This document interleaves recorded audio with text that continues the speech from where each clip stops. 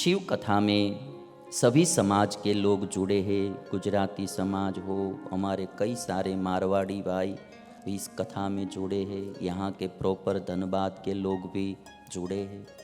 सभी के साथ सहकार से एक कथा चल रही है और मुझे भी धनबाद में कथा करने में आनंद आ रहा है। आप सब लोग बहुत भाव से, प्यार से कथा सुन रहे हैं। ऐसे तो हमारी जो मातृभाषा है गुजराती में कथा तो बहुत चलती रहती है, किंतु अब मेरा एक लक्ष्य है कि हिंदी भाषा में भी कथाएं करना और हमारी हिंदी भाषी जो लोग हैं उनको भी अच्छी अच्छी कथाएं सुनाना।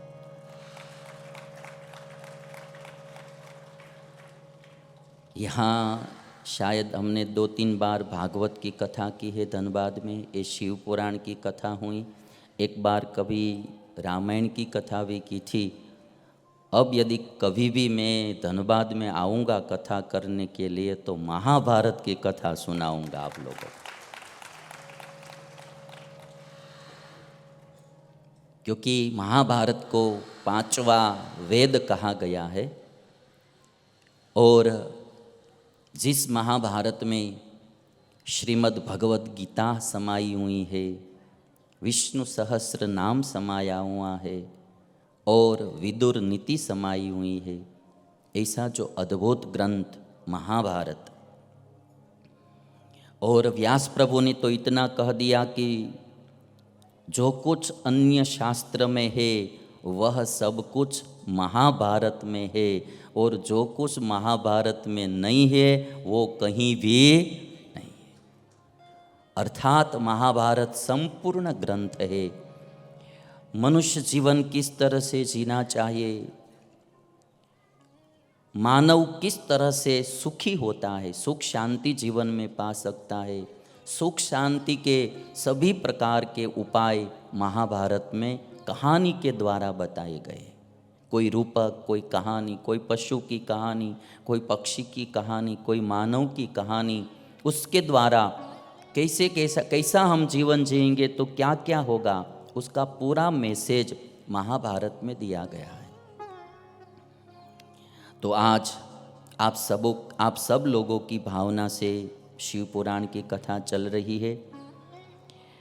कल हमने कथा में सुना शिव जी का पार्वती के साथ धूमधाम से विवाह हुआ, जय जयकार के साथ महान उत्सव मनाया गया। ब्रह्मा जी नारद जी को कथा सुना रहे हैं और ब्रह्मा जी कहते हैं कि जब शिव जी का विवाह पूर्ण हुआ तो शिव जी ने मुझे प्रणाम किया और विष्णु को भी प्रणाम किया और मुनियों को भी प्रणाम किया। ये हमारी भारतीय संस्कृति है कि जब बारात जाती है शादी के लिए तो पहले ईश्वर का दर्शन करके जाती है, अपने कुल देवताओं का दर्शन करके जाती है, उनका दर्शन करके बुजुर्ग लोगों का आशीर्वाद लेके फिर बारात घर से बाहर निकलती है। और जब शादी करके वापस आते हैं तो भी मंदिर पे दर्शन करने के लिए जाते हैं और बुजुर्ग लोगों का आशीर्वाद लेते हैं, क्योंकि भगवान की कृपा मिलती है और बड़े बुजुर्गों का आशीर्वाद मिलता है तो घर संसार ठीक से चलता है। और इसीलिए ये हमारी भारतीय परंपरा रही है। शिव पुराण में भी ये बात कही गई कि शिव जी ने विष्णु जी को, ब्रह्मा जी को, सबको प्रणाम किया है। हिमालय ने सबको भोजन करवाया है, पूरी बारात को भोजन करवाते थे। शिव पुराण में लिखा तदा सर्वे हि मिलिताः एकपद्येन सर्वशः पंक्तिभूताश्च बुभुजुः विहसन्तः पृथक् पृथक्।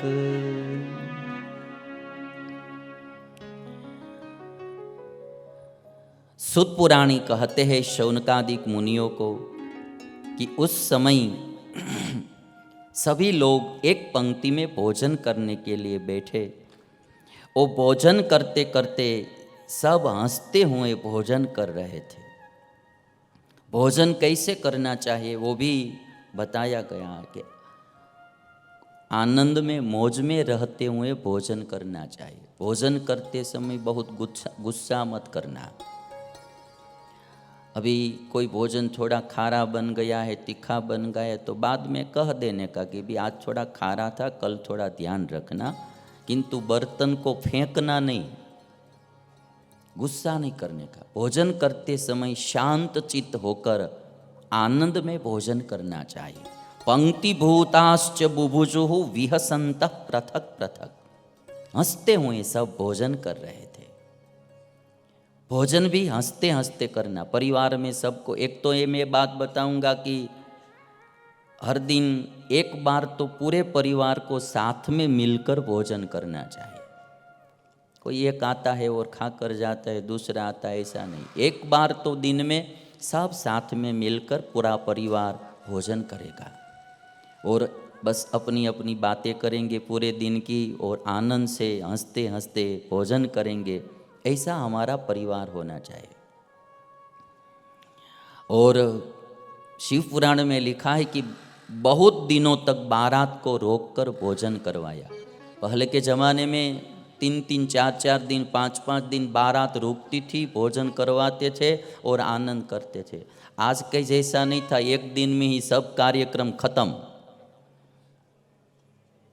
एक दिन में ही बस ब्याह हो जाता है और चले जाते हैं सब। आनंद से रहते थे, भोजन करते थे। एक बात मैंने देखी है कि जितना आदमी छोटा रहता है, बच्चा, वो छोटी छोटी चीज़ों में भी हंस सकता है। जितने बड़े होते जाते हैं ना, उतना हंसना हम बंद कर देते। आप देख लेना, छोटा बच्चा होता है वो छोटी छोटी बातों में भी हंस लेता है और आनंद कर लेता है। इसलिए बच्चा सबको अच्छा लगता है, प्यारा लगता है। छोटी बातों में भी वो हंस लेता है। और हम जैसे जैसे बड़े होते जाते हैं वैसे छोटी छोटी बातों में भी बुरा लग जाता है, छोटी छोटी बातों में भी दुख लग जाता है और हम उदास ही उदास रहते हैं। छोटे बच्चे जो होते हैं छोटी छोटी बातों में हंस लेते हैं, आनंद कर लेते हैं, मजा कर लेते हैं।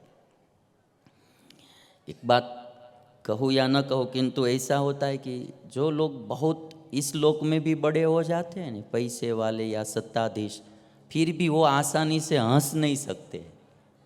वो अपने एटीट्यूड में ही रहते हैं और अपने ही वो स्थिति में वो ऐसे भारी भारी रहते हैं, वो जीवन को आनंद से जी नहीं सकते हैं।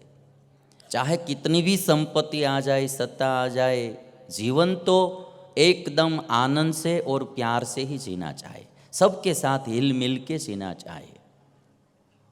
तो आज पूरी बारात पंक्तिबद्ध बैठी थी और हंसती हुई सब भोजन पा रही थी। बाद में शिव जी ने विदाई मांगी। विदाई के समय मैना ने शिव जी से प्रार्थना की है कि मेरी पुत्री मैं आपके हाथ में सौंप रही हूँ। कभी भी मेरी पुत्री से कोई गलती हो जाए, भूल हो जाए तो आप माफ़ कर देना।